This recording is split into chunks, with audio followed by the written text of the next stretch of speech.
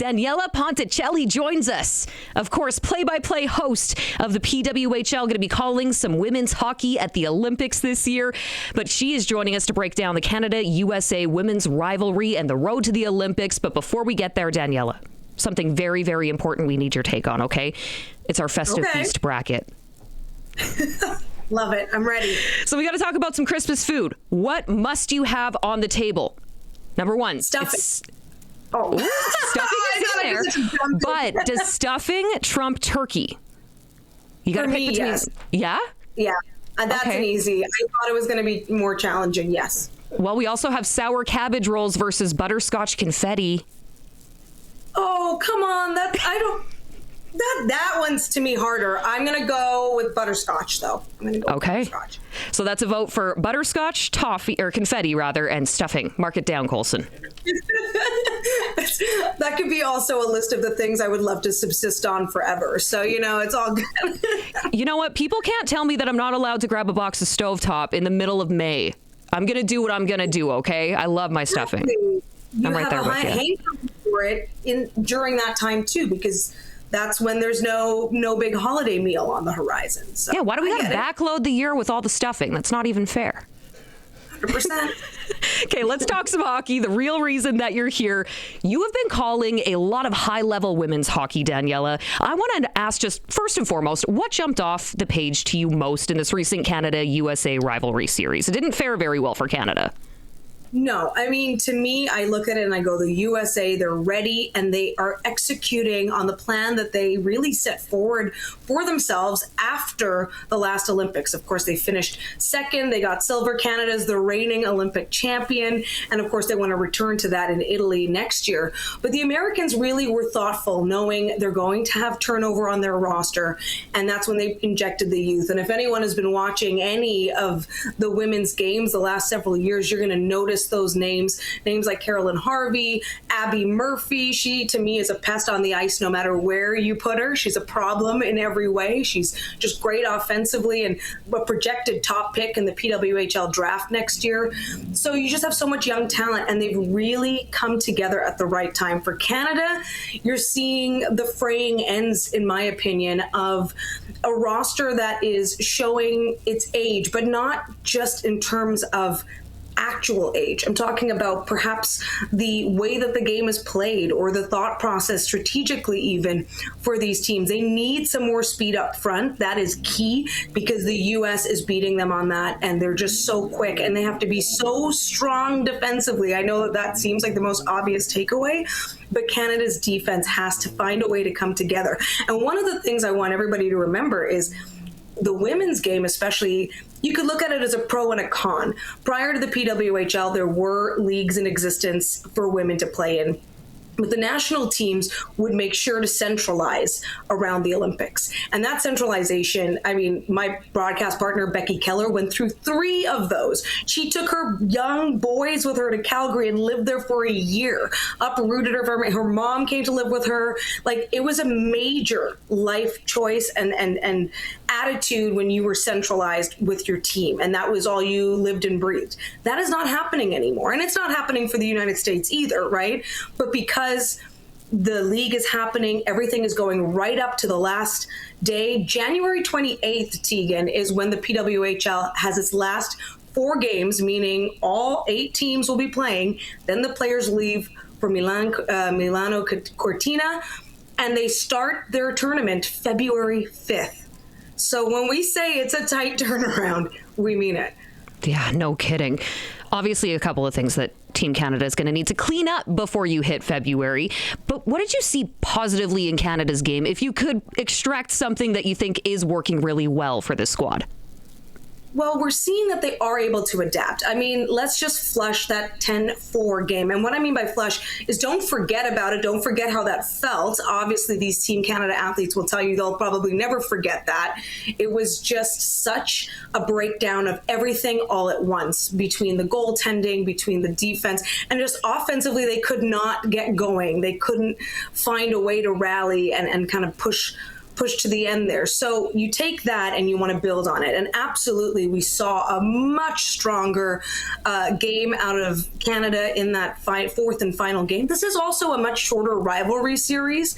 The last couple of years, it's been a 7-game series, and Canada has reverse swept those. But a good reminder that for the Olympics, it's one and done. So you need to come out, you have to win through if you want that Olympic gold. And I think overall, seeing that was really a positive. I also like the fact that sometimes having this is when you want to have your adversity. Maybe not so close to the Olympics, but what I mean by that is you don't want to be only discovering this when you're in Italy, because it's way too late at that point. And Canada has to seriously look at themselves and go, first of all, we must never ever take for granted that we're going to A, make it to the medal rounds, and B, end up in that final, because the way that Czechia and Finland are coming together as the perennial bronze medalists on the world stage, they could easily push ahead. So just an important thing there is, I think, just the mental aspect of it. In terms of players, I noticed, I want to just showcase about 3 of them very quickly for you. Jen Gardner has been a really fun Canadian rookie to watch. So she got on the national team last Women's Worlds. Canada came so close to winning gold in that. It went to overtime, as they almost always do. It's such a fun and intense rivalry, but she was everywhere you needed her to be. So even though Canada only scored 7 goals to the US's 24 in those 4 games, she was net front screening if you needed her. She was assisting. She was on the ice when those moments happen, and that's very key. And I think that can't be overlooked. She also has great chemistry with Poulin and Stacey. Now, I know she wasn't on that line in Game 4, but those 3 just went on a tear with the Montreal Victoire last season, helping Montreal win the regular season in the PWHL. She was a nominee for Rookie of the Year. So really like her game. Love as well what I'm seeing from Emma Malte. Great piece about her. She's 27 years old, from Burlington, and she's 5'3". And I mention this because I'm also of shorter stature. And I look at her and I'm like, that's the type of player that I would want to be if I was a player. She's tenacious, and she has continued to take on more roles. There was a great article on her by the Hockey News, C. Benwell, saying she's taken on an expansion of responsibilities. She's one to watch. And finally, on the defensive end, I think one of the biggest offensive threats for Canada is Sophie Jakes. The only concern with her, she would be another rookie coming to the Olympics, is that she does sometimes end up in trouble with giveaways. So how are they going to manage that? Do they want to run the risk there? I would take it, in the need of some more offense, but we'll see what happens. I'm glad that you shouted out some specific players, because there was one other player that I wanted to ask you about that you didn't bring up just yet, Brianne Jenner, and a milestone goal, right? Yes, she did. She became the 13th player on the women's national team to reach 50, and what a beautiful goal it was. So nice, and it's just so great to see. And guess who's there? Gardner is there hugging her. So Yep. Just talking about Gardner and her impact. Brianne Jenner, it might be surprising to hear, but there's a lot of questions about, is she going to come back? The reason being is she's a key veteran player, but she's among those where if you need to swap out for speed, is she going to be someone you have to, set aside? But she's also someone who does this. And I found that she is such a difference maker with the Ottawa Charge. She's basically the reason, one of the big reasons that team became the first Canadian team to the PWHL finals, sorry, not playoffs, but finals. So I like her. I like what she brings. There's a calmness to her. She has that. She's very consistent. So I think, I would put her on my Olympic roster, but I'm also just warning everyone, like, she could be one of those players. And you're looking at, Natalie Spooner, who's she's a mainstay on the roster, but she's also someone, like, as things get older and you're looking at how do we compete? And then also, how much of your roster building is just to contend with the United States? Where are you in the whole idea of this tournament, and how quickly it goes, Tegan? Because I said it starts on the 5th of Feb, and then it's almost just like a week, and then it's done. It's so quick. So you have to keep all of that in mind, and that veteran experience can really be helpful when you start to think of the mental aspect of the games. It's interesting that you bring up roster construction focusing on your opponent. Obviously Canada, U.S., big rivals, but who are the other big dogs in the fight that maybe Team Canada fans should be watching for? I teased it already, but Czechia and Finland. And the reason being, too, is that they have so many players right now in the PWHL. So they are absolutely playing against these same goaltenders. Like they have taken it, like I've seen Czech players just score, leaps and bounds on Canadian goaltenders. So you start to know people's tendencies. You start to understand things more about your opponent because you're not only seeing them once a year. You have Carla McLeod, the head coach for Czechia, of course, is also the head coach for Ottawa. And despite her recent breast cancer diagnosis, she will be behind the bench for Czechia. She has helped them to back-to-back bronze, which that was something that they had never accomplished in the World Championships. Finland, though, they're back-to-back bronze medalists most recently. And guess what? Their head coach is also in the PWHL, also with Ottawa. So the Finns and the Czechs, who are just, they could have their own rivalry series.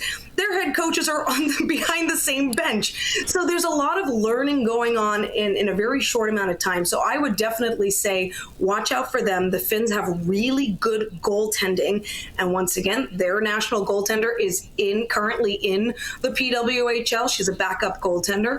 So it's one of those things where the influence of the North American style, the players, the mentality is starting to, be shared on a wider scale. And there's so much learning taking place. So I would say watch out for Czechia and Finland. And if it's not this Olympics, absolutely the next cycle. It's the days of just Canada and USA at the top. We've been talking about it. That is going to shift and change. And we've seen it on the men's side, right? Internationally, that's no longer just a given. And with the growth and proliferation of women's hockey, that in a weird way, that's kind of the dream. But for Canadians, I always want Canada to win. Come on. Oh, of course. Of course. Daniella, there's been a lot of talk about the Olympic rink. It's been talked about ad nauseum. We've seen the videos. We've seen the images coming out of Italy. And it has a lot of people concerned. And even the NHL, they've stepped forward and said we need to make sure it's safe for the players. Now, we have heard a lot of the NHL's side, though, from the women's game perspective. There hasn't really been a whole lot in the media. Are you hearing anything? Do you know if there's any owners, coaches, players concerned? All I can say is there has been, you're right, the media attention and focus has certainly been on the NHL, and that's because Commissioner Gary Bettman has actually made statements about it. So, and I think it's worthy and important to note those concerns because you want to get ahead of it, knowing what's happening. The benefit for the men, though, is that their competition starts a week after the women's. I mentioned February 5th. The deadline right now for that venue is February 2nd. They had to cancel a January test event. I know, I almost get anxiety just saying it out loud. So the hope and prayer is that everything is going to be running smoothly. And they have apparently tapped the shoulder of some Canadian companies to make sure that things like the ice surface are ready. This is what I've read and heard.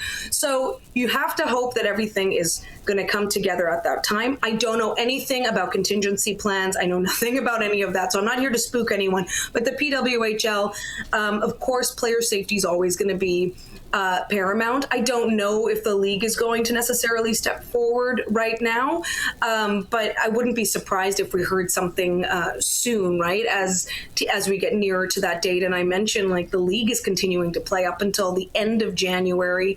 So it is possible that as we near and get closer to it, we could hear more. But at the end of the day, I think player safety is always the concern. The ice surface is going to be a big one, too, because it's just going to basically be in there and go, right? And you're playing this amazing tournament on this ice. So it is one of those things. And what I found interesting too, Tegan, is of course people online are pointing to other Olympics where, well, there were delays this year or this happened in this year. And that's true. I mean, this is an event that sort of requires a quick turnaround when it comes to building an entire brand new facility. That being said, it's always still, a concern because you do want everyone on the ice, officials as well, to be safe. I've had renovations go wrong in my house before, Daniella, but, a misplaced shower tile pales in comparison with this one. So here's hoping that it all comes also together. Just seeing there's a missing wall. There's just a lot that you're going, okay, this is a little scary, but if they think they can figure it out, guys. But Daniella, As someone who's been deeply involved in the PWHL, how much do you see this league affecting, and you kind of alluded to this already, but how do you see it affecting the rosters in, these Olympic Games, and how many more players are coming to the forefront and being interested in this, level of compete? I think, it's not even my opinion. It is absolutely intertwined. And in fact, if for those who watched the rivalry series, the fourth and final game, there was this great piece that TSN ran right before showing the Canadian locker room and some discussions that were had actually not on game day. And GM Gina Kingsbury said, by the way, your play in the PWHL will absolutely influence your spot on this roster. And that is kind of exactly what players want. Players, I always think of Daryl Watts, because she was someone who, for the longest time, had sort of just accepted she was never going to play on the national senior women's team, that she just hadn't gotten her foot in the door at the right time, and that window had closed. Then she goes and has an amazing rookie campaign in the PWHL, Ottawa's leading scorer, comes over to Toronto, does even more, does even better, and of course is then playing under Canada's coach, Troy Ryan. And she's now she was on the World Championship team last year, and she's now potentially going to the Olympics. So we're seeing it, and we know that the influence is there. Hannah Miller is an interesting case. I don't want to go too far into it. She actually played for Team China, and she did that because she was playing in China with the women's league at that time. She's from North Vancouver. She's Canadian. And it's the same sort of idea that right now Canada is trying to work out her potential availability to rejoin her national team. And that's only because Hannah Miller was electric and has been electric in the league. So we're seeing very real examples. And I think that, you don't want to put it all in the league. Canada's done that. Canada only has one player on their roster not currently in the PWHL, which is Chloe Primerano, a generational talent. And she's currently playing in NCAA. And she's doing that a year early, Tegan, because that's how good she is. Why not? And I've seen her, she was the captain of the U18 team that won gold last year. She's just incredible talent. But then, so the point is Canada's putting a lot of its eggs in that basket, for better or for worse, whereas the U.S., of course, started making their roster changes well before that the league formed, and that's why they have 9 college players versus the 1.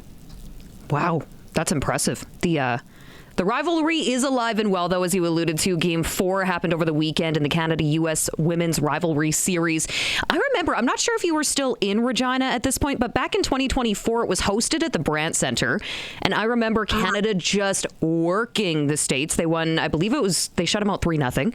And that building was absolutely electric. It was sold out. It was I get a little bit of chills thinking about it, because it was just such a fun night, such a fun environment. It was a packed barn. I don't think you could get standing room only tickets. Do you think there are chances or more opportunities for them to bring back one of these games to Saskatchewan? Oh, absolutely. I definitely see the value in continuing that. And as for all we know, rivalry series will continue. The biggest question mark is when and how. So what I mean by that is the Women's World Championship, by the way, is going to be permanently moved to November. And it's not just because of the Olympics. It used to be that in an Olympic year, there was no women's championship, because it would be around the same time and kind of achieving the same goal. This time around, they're moving the Women's Worlds to November, where it will stay, and it will be basically the lead up into the PWHL. That being said, the rivalry series has always been over winter, and it was supposed to be the precursor for the championship. So it'll be interesting just to see how and where and the rivalry series will continue. From what we know, it will. That's what we've heard. And then just who will kind of form those teams. And it is great because it allows the showcase to go to Saskatchewan, and Saskatchewan loves its hockey, and it's going to show up, and people are going to be there for it, and it's so awesome to see. I love that, and I hope that happens too. And I know people, by the way, have asked about takeover tour in the PWHL.